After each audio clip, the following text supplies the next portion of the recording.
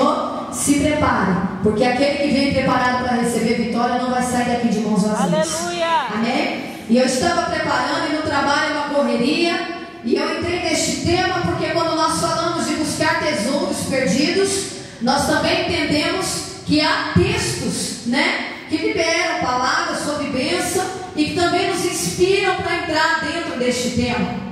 E eu não sei qual é o tesouro que de repente está perdido na tua vida. Eu não sei talvez qual é o bem maior, porque nós, na nossa correria, irmãos, muitas vezes nós trocamos os valores. No mundo que nós vivemos hoje, nós temos a tendência de trocar valores.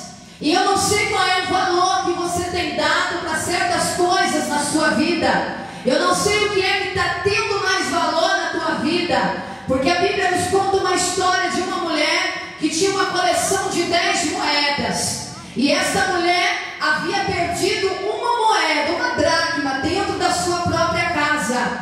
E para eu colocar, para que você possa entender um pouquinho o valor desta moeda para essa mulher, é a mesma coisa que se ela tivesse perdido R$190 dentro de casa. Se você perdesse R$190, você ia ficar desesperado, sim ou não? Sim. Não seja hipócrita, irmão, porque eu ia ficar louca.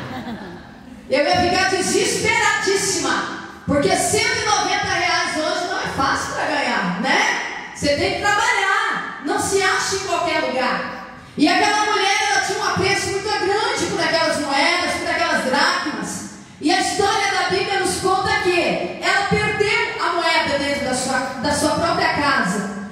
E aí ela começa a entrar num certo desespero, porque quando nós perdemos algo que é importante para nós, irmão, a nossa tendência imediata é desesperar. E no mundo que a gente vive hoje, uma coisa que é importante para nós e que Satanás tem